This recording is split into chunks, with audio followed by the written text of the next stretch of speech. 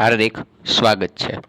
મિત્રો, આજે આપણે યુનિટ 2નો પહેલો ભાગ એટલે કે કાવ્યનો અભ્યાસ કરીએ પછી તેનો પહેલો ભાગ છે અનફોર્ગેટેબલ વોલ્ટ ડિઝની, એટલે કે ન ભૂલી શકાય તેવા વોલ્ટ ડિઝની, એની વિશે આપણે અભ્યાસ કરવાનો છે.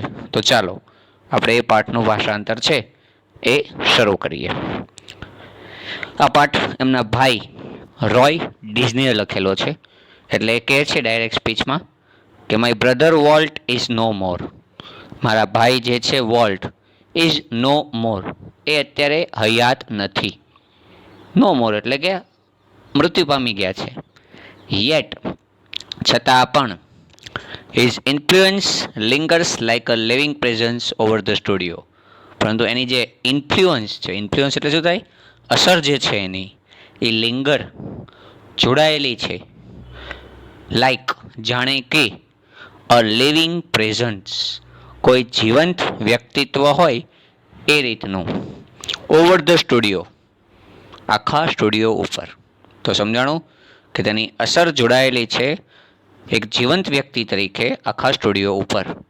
વેર જ્યાં આગળ he turned out the cartoons, nature films and feature movie, ત્યાં એ તૈયાર કરતા કાર્ટૂન્સ, કુદરતી ફિલ્મો અને કૃત્રિમ ફિલ્મો, બરાબર, જેના દ્વારા મેડ હિમ નોન, જેના દ્વારા તેઓ ખૂબ જ નોન પ્રખ્યાત બન્યા.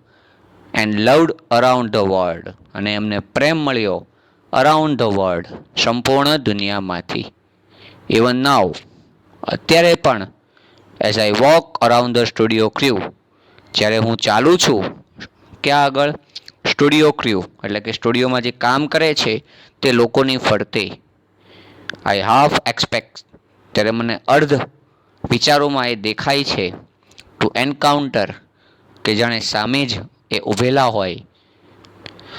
The tall country boy figure, જાણે સામે ઊભા હોય એકદમ ટોલ, ઊંચા કન્ટ્રી બોય ફિગર, એટલે કે જાણે કોઈ આમ હેટ પહેરેલા કોઈ બાળક હોય એવા વ્યક્તિત્વવાળા વ્યક્તિ ઊભા હોય એવું મને દેખાય છે.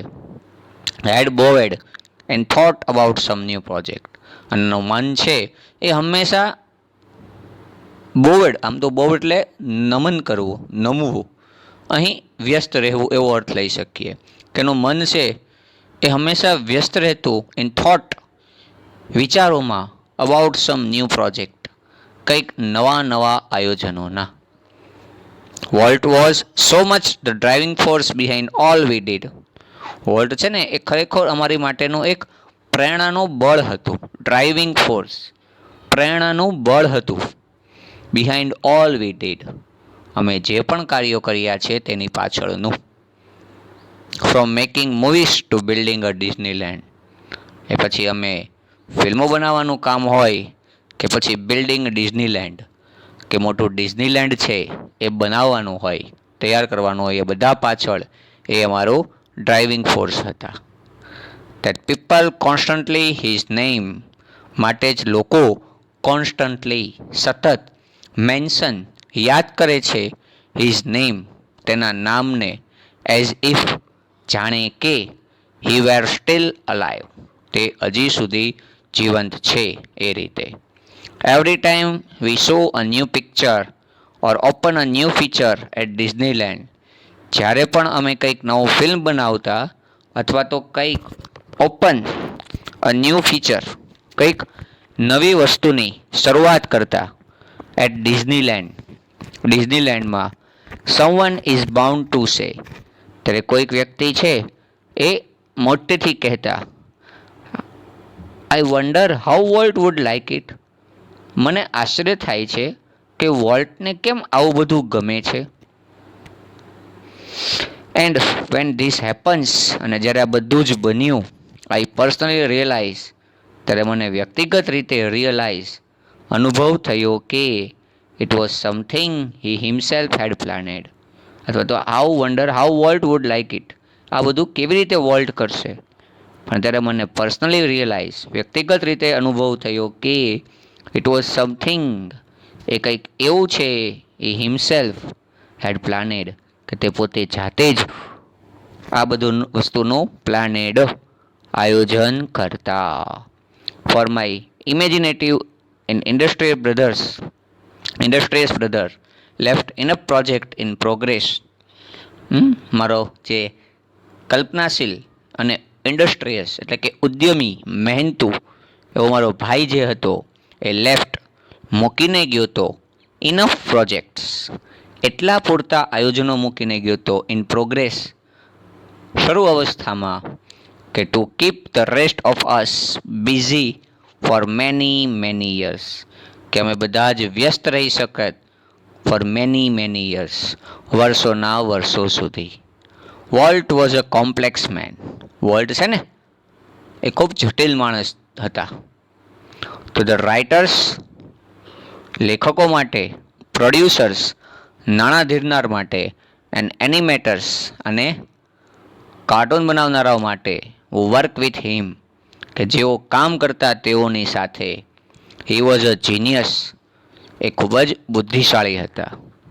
હુ had an extraordinary ability કે જેની પાસે એક્સ્ટ્રા ઓર્ડિનરી અસામાન્ય એબિલિટી ક્ષમતા હતી. એ એટલા જીનિયસ હતા કે એમની પાસે અસામાન્ય ક્ષમતા હતી ટુ એડ કે એ ઉમેરી શકતા એક્સ્ટ્રા સ્ટ્રોક કોઈ વધારાનો વિચાર, વધારાનો મસાલો ઓફ ઇમેજિનેશન પોતાની કલ્પના શક્તિનો to any story or idea કોઈ વાર્તા અથવા તો કોઈ વિચારમાં. To millions of people who watch his TV show. લાખો લોકો કે જે એમના ટીવી શો જોતા હતા એમની માટે કોણ હતા? હી was a warm and kindly personality. તેમની પાસે એકદમ હોંફ આપનારા અને કાઇન્ડલી પર્સનાલિટી, દયાળુ વ્યક્તિત્વ ધરાવતા એ વ્યક્તિ હતા. કાઇન્ડલી એટલે દયાળુ અને પર્સનાલિટી એટલે વ્યક્તિત્વ. તો દયાળુ વ્યક્તિત્વ ધરાવતા એ વ્યક્તિ હતા. બ્રિંગિંગ ફન જે લઈ આવ્યા હતા fun and pleasure into their family. શું લઈ આવ્યા હતા? આનંદ અને ખુશહાલી એમના ઘરોમાં એ લઈ આવ્યા હતા. તો ધ બેન્કર્સ હુ ફાઇનાન્સ્ડ અસ. એ બેન્કરો એટલે કે બેંક નાણાં ધીરનાર લોકો કે જે અમને ફાઇનાન્સ્ડ આર્થિક રીતે સહાયતા કરતા હતા. આઈ એમ શ્યોર મને ખાતરી છે હી સીમ લાઈક અ વાઇલ્ડ મેન. એમની માટે એ ખૂબ જ વાઇલ્ડ મેન જંગલી માણસ જેવા હતા. હેલબેન્ટ ફોર બેંક કરપ્સી. એ ખૂબ જ ક્રૂર હતા. હેલબેન્ટ ખૂબ જ ક્રૂર હતા ફોર બેંક કરપ્સી. જો કોઈ દેવાળું ફૂકે આર્થિક રીતે, બેંક કરપ્સી એટલે કે આર્થિક દેવાળું ફૂકે તો એમની માટે એ ખૂબ હેલબેન્ટ ખૂબ જ ક્રૂર અથવા ઘાતક હતા. ટુ મી અને મારી માટે એઝ અ લેખક પોતે કહે છે he was a amazing kid brother full of impractical dream that he made come true. મારા એક અદ્ભુત બાળ મિત્ર હતા, બાળ સખા અથવા તો બાળપણના ભાઈ હતા કે જેમની પાસે ફૂલ ઓફ ઇમ્પ્રેક્ટિકલ ડ્રીમ અસંખ્ય પ્રમાણમાં કૃત્રિમ સ્વપ્નો હતા that he made come true જેને એણે સાચા બનાવ્યા. The apple orchard and weeping willows stand green and beautiful at our old farm.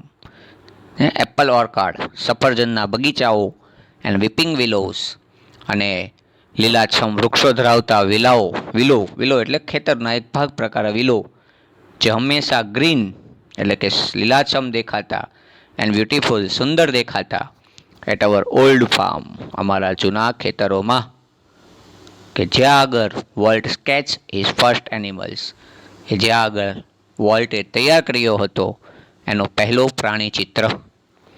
I recall how Walt and I wander snuggle together in bed. મને recall યાદ આવે છે કે કેવી રીતે હું અને વોલ્ટ સ્ન્યુગલ એટલે કે ભેટી પડતા, સ્ન્યુગલ SNUGGLE સ્નગલ કે સ્ન્યુગલ અમે ભેટી પડતા એકબીજાને પથારીમાં. એન્ડ હિયર અને અમને સંભળાતી અ હન્ટિંગ વિસલ એકદમ તીણા અવાજવાળી સિસોટી. હન્ટિંગ એટલે તીણા અવાજવાળી સિસોટી અમને સંભળાતી of a locomotive passing in the night. કોનો? તો કે અમારા ઘર પાસેથી પસાર થતી એક ટ્રેન રાત્રિના સમયે એનો અવાજ અમને સંભળાતો. Our uncle Mike was an engineer, અમારા કાકા જે છે એ એન્જિનિયર હતા. And he had blow his whistle, અને તે વગાડતા પોતાની વિસલ. વન લોંગ, એક વિશાળ, એન્ડ ટુ શોર્ટ, અને બે નાનકડી એવી ટૂંકી વિસલ વગાડતા. કોની માટે? તો કે જસ્ટ ફોર અસ. લોકોમેટિવ એટલે શું થાય? તો કે પ્રાદેશિક રીતે ઘર પાસેથી પસાર થતી જે ટ્રેન હતી એમાં એના કાકા જે છે એ શું કરતા? Blow his whistle. એ ટ્રેનની વિસલ વગાડતા, એક વિશાળ અને બે ટૂંકી. જસ્ટ ફોર અસ, ફક્ત અમારા માટે. એટલે ખ્યાલ આવતો કે ઘર પાસેથી આ ટ્રેન છે એ પસાર થઈ રહી છે. Walt never lost his love for trains. વોલ્ટે ક્યારેય નથી ગુમાવ્યો પોતાનો પ્રેમ ટ્રેન માટે. યર્સ લેટર, વર્ષો પછી પણ, an old fashioned train was one of the first attraction of Disneyland. વર્ષો પછી એક જૂની ડિઝાઇન ધરાવતી જે ટ્રેન હતી એ પ્રથમ એટ્રેક્શન, આકર્ષણનું કેન્દ્ર બની હતી એટ ડિઝનીલેન્ડ, ડિઝનીલેન્ડમાં. તો મિત્રો, આપ